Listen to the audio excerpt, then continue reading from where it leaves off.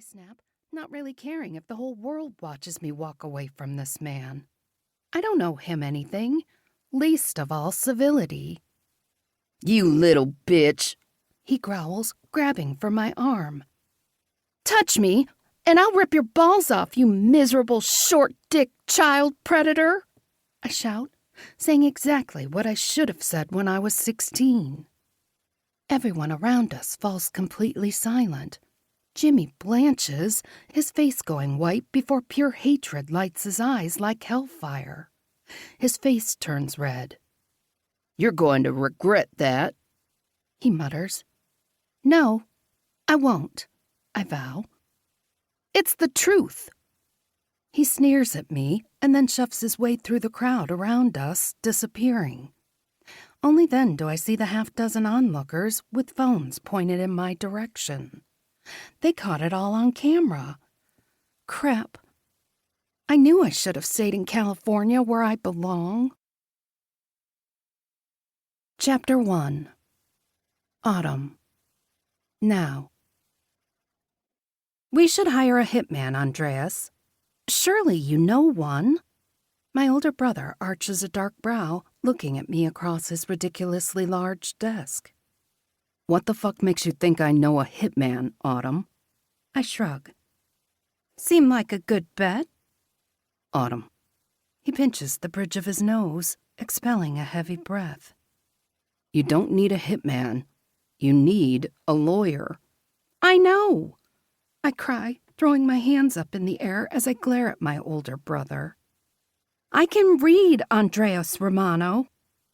Unfortunately for me, the papers that say Jimmy Gatlin, jerk extraordinaire, is suing me for slander and defamation of character are pretty clear. But a hitman sounds a lot more appealing than a lawyer right now, since Jimmy has lost his mind. Actually, I take that back. This is pretty much exactly what I expected from a worm like him. Only I expected it 2 months ago when the video of me calling him a short-dick child predator first hit the internet.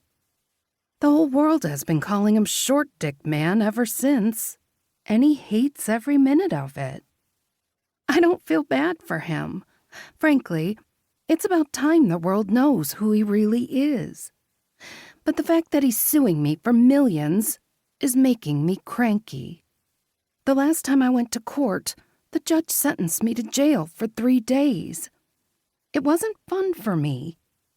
Luckily, I lived in Los Angeles, where the jails are notoriously overcrowded, so I only spent 4 hours in the slammer before they released me. But it was the longest 4 hours of my life, and my own father is the reason I was there in the first place. I'd really like to not go back because of his creep of a former business partner.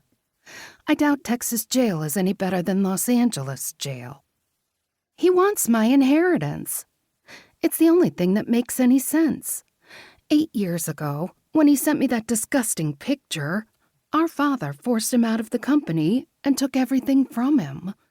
Now that Andreas has convinced me to move back to Silver Spoon Falls and take a job at the family company for a year, Jimmy must think our father left part of the company to me.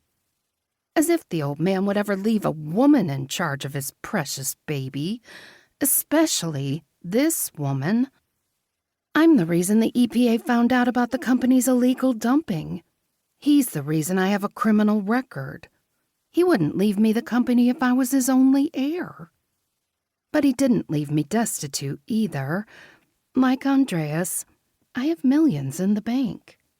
I've been donating money in our father's name to every environmental protection group he ever railed against. It's the least he owes them after all the years he spent making their lives miserable. Andreas lowers his hand to stare at me. I can call Jude. Your MC brother is not going to be my lawyer. I scowl at my brother. Like him, his MC is full of ridiculously wealthy men. He says they're good guys, and I'm inclined to believe him. Andreas isn't like our father or the people he associated with. He's a genuinely good man. But I've spent the last 5 years carving out a life for myself away